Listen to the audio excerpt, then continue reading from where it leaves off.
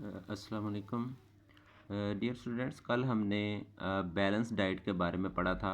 Balance diet में कौन कौन से न्यूट्रिएंट्स शामिल होते हैं जो बॉडी की रिक्वायरमेंट के लिए ज़रूरी हैं। तो आज हम देखेंगे कि relation of balance diet with age, gender and activity. ये जो बैलेंस न्यूट्रिशन चाहिए, ये एज, जेंडर और एक्टिविटी यानी बॉडी की एक्टिविटी का लेवल क्या है उसके लिहाज से इसमें फ़र्क है। यानी तमाम लोगों को, तमाम इंसानों को एक जैसी एनर्जी नहीं चाहिए होती है, उनकी बॉडी रिक्वायरमेंट के मुताबिक चाहिए होती है। तो इसमें देखते हैं कि during growing period of body, जब बच्चा छोटा होता है और उसकी बॉडी ग्रो कर रही होती है तो there is a higher metabolic rate in body cells. तो बॉडी सेल्स के अंदर मेटाबॉलिक रेट हाई होता है, ज़्यादा मेटाबॉलिक एक्टिविटीज़ हो रही होती हैं। And so body needs a balance diet that contain more energy. तो बॉडी को ऐसी बैलेंस डाइट चाहिए जिसमें ज़्यादा एनर्जी हो, क्योंकि एक तो एनर्जी इस्तेमाल होगी बॉडी एक्टिविटी के अंदर और बाकी एनर्जी जो है वो ग्रोथ के अंदर इस्तेमाल होगी, क्योंकि बॉडी अभी ग्रोइंग पीरियड में है। इसी तरह एडल्ट्स के बारे में बताता है कि एडल्ट्स नीड लेस प्रोटीन पर किलोग्राम बॉडी वेट। एडल्ट में प्रोटीन कम चाहिए होती है बॉडी वेट की निस्बत, जबकि बच्चों को ज़्यादा प्रोटीन चाहिए होती है। बट अ ग्रोइंग बॉय और गर्ल नीड्स मोर प्रोटीन पर किलोग्राम वेट। तो बच्चों के अंदर ये प्रोटीन ज़्यादा चाहिए क्योंकि अभी उनके muscles, bones, connective tissues, different जो आर्गन्स हैं वो डेवलप हो रहे हैं, इसलिए उनको पर किलोग्राम बॉडी वेट प्रोटीन की ज़्यादा ज़रूरत है बनिस्बत एडल्ट्स के। एडल्ट्स जो बड़े हैं, ज़्यादा उम्र के जो लोग हैं, उनको प्रोटीन कम मकदार में चाहिए। वजह यह है कि उनके जो आर्गन हैं वो फुली डेवलप हो चुके होते हैं, उनके मसल्स, बोन्स वगैरह और डिफरेंट जो मस्कुलर टिश्यूज़ हैं वो डेवलप हो चुकी होती हैं, इसलिए उनको जस्ट मेंटेनेंस के लिए चाहिए, उनको डेवलपमेंट के लिए नहीं चाहिए होती energy. Similarly children need more calcium and iron. इसी तरह उनकी जो बच्चे हैं उनकी बोन और टीथ ग्रो हो रहे हैं तो उनको कैल्शियम और आयरन की ज़्यादा ज़रूरत है for their growing bones and red blood cells respectively.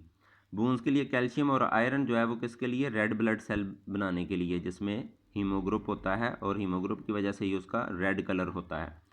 जिस तरह मैग्नीशियम चाहिए क्लोरोफिल के लिए और क्लोरोफिल की वजह से पत्तों का ग्रीन कलर होता है, इसलिए इसी तरह रेड ब्लड सेल जो है उसमें जो एक कम्प्लेक्स मालिक्यूल है हीमोग्लोबिन, उसमें आयरन जो है एक मरकज़ी एलिमेंट है और इस वजह से उसका रेड ब्लड सेल। तो ये दोनों चीज़ें बच्चों के अंदर उनको ज़्यादा मकदार, इसलिए दूध और आयरन वाली जो ग़िज़ाएँ हैं, एप्पल वगैरह, वो बच्चों को ज़्यादा चाहिए होता है। अच्छा, इसी तरह ये तो था एज का फ़र्क। अब हम जो है वो देखते हैं कि जेंडर का क्या फ़र्क है। जेंडर भी जो है इसको इफ़ेक्ट करता है। तो इसमें देखें कि gender has a impact on the requirement of balance diet. किस तरह के women have comparatively less metabolic rate than man of the same age and weight. जो फीमेल हैं, औरतें हैं, उनको निस्बतन कम मेटाबॉलिक रेट उनका होता है बॉडी का मैन आदमियों की निस्बत। सेम एज एंड वेट, एक जैसी उम्र और एक जैसे वज़न के मर्द और औरत हों तो औरत का जो मेटाबॉलिक रेट है वो कम होता है। So man need a balance diet that provides comparatively more energy. तो आदमी जो है, मेल, उसको ज़्यादा मकदार में एनर्जी चाहिए, इसलिए उसकी बैलेंस डाइट वो होगी जिसमें ज़्यादा एनर्जी वाली ग़िज़ाएँ होंगी। क्योंकि आम तौर पर जो बॉडी एक्टिविटी है वो मर्दों में ज़्यादा होती है औरतों की निस्बत, क्योंकि उन्होंने बाहर जाना होता है, काम करना होता है और इसी तरह और भी मुख्तलिफ़ किस्म की एक्टिविटी जो है वो उसमें इन्वॉल्व होते हैं। तो इसलिए मेल जो हैं उनको ज़्यादा मिकदार में एनर्जी चाहिए फ़ीमेल की निस्बत। तो ये एक जेंडर का फ़र्क आ जाता है। इसी तरह लाइफ़स्टाइल जो है उसका भी फ़र्क आ जाता है कि लाइफ़स्टाइल जो है चाहे मर्द है या औरत है कि उसका लाइफ़स्टाइल किस तरह का है, कि वो बिल्कुल घर बैठा हुआ है या वो काम कर रहा है, तो उसके मुताबिक ही एनर्जी चाहिए। Different people have different lifestyles and varied nature of the work. A man with sedentary habits, यानी बिल्कुल बैठा रहना, लेटा रहना या सुस्त रहना, ये सेडेंटरी हैबिट होती है। It does not require as much energy as the man who is on his feet for most of the day. ज़्यादातर वक्त जो लेटा हुआ बंदा नहीं रहता बल्कि अपने पाँव पर रहता है, यानी चलता फिरता या किसी एक्टिविटी कोई काम कर रहा है, तो उसको एनर्जी रिक्वायरमेंट डेफिनेटली ज़्यादा चाहिए। उसको ज़्यादा भूख लगेगी क्योंकि उसका मेटाबॉलिक रेट एक्टिव होगा। उसमें हर वक्त जो है वो एनर्जी के लिए जो उसने खुराक खाई है वो हज़म हो रही है और उसमें से एनर्जी बॉडी को मिल रही है जो काम में मदद दे रही है, तो उसको जल्दी भूख लगेगी। इसकी निस्बत जो हर वक्त लेटा रहता है, सेडेंटरी हैबिट वाला है, जो सुस्त है लेटा रहता है, उसको एनर्जी की ज़्यादा ज़रूरत नहीं। इसलिए आम तौर पर ये ख्याल रखना चाहिए कि अगर आपकी बॉडी सुस्त है तो आप अपना खाना पीना कम कर दें।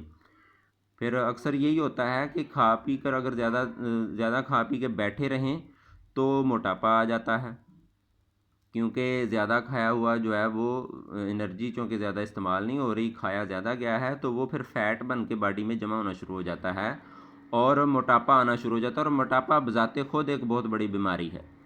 तो इसलिए अपनी डाइट जो है वो ज़ुबान के जायके की बजाय अपनी बॉडी रिक्वायरमेंट को देखा जाए, ज़ुबान के जायके को ना देखा जाए कि बस मज़े लेके ज़्यादा खा के बैठे रहें। फिर मोटापे से फिर आजकल जो आप देख रहे हैं कि हाई ब्लड प्रेशर है, हार्ट अटैक है, ये सारी चीज़ें, कोलेस्ट्रॉल लेवल हाई है, और इसी तरह जो जोड़ों के जो दर्द हैं वो भी लेस एक्टिविटी की वजह से जन्म ले रहे हैं, जिसमें ज़्यादा यूरिक एसिड जो है वो जमा होना शुरू हो जाता है। और ये एक चार्ट दिया गया है जो जेंडर और लाइफस्टाइल यानी सेडेंटरी है या मॉडरेटली एक्टिव है या एक्टिव है, और ये जेंडर का फ़र्क है और साथ एज का फ़र्क भी है, ये साथ एज भी दी है। ये एक बड़ा ज़बरदस्त टेबल उन्होंने दिया हुआ है जो मुख्तलिफ एनर्जी रिक्वायरमेंट को एक्सप्लेन कर रहा है कि किसको कितना चाहिए।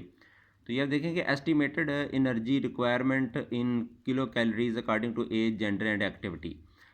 तो इसमें आप देखेंगे जो चाइल्ड है, मेल चाहे फीमेल हो, तो 3 साल तक उनको उनकी एक्टिविटी, बॉडी एक्टिविटी जो है उसके ऊपर डिपेंड करते हुए इसमें सेम चाहिए कि अगर ज़्यादा सुस्त बच्चा है, ज़्यादा लेटा रहता है, बैठा रहता है, तो 1000 किलो कैलोरी चाहिए। अगर एक्टिव है तो 1000 से 1400 चाहिए, और अगर फुल एक्टिव रहता है हर वक्त तो इसको 100 से 14। तो ये सेम ही है। तो इसमें आप देखेंगे कि ये एक जो रॉ दी गई है ये सिर्फ चाइल्ड के लिए। उसके बाद फ़र्क आ जाता है 4 साल से 8 साल तक फ़ीमेल और मेल के अंदर।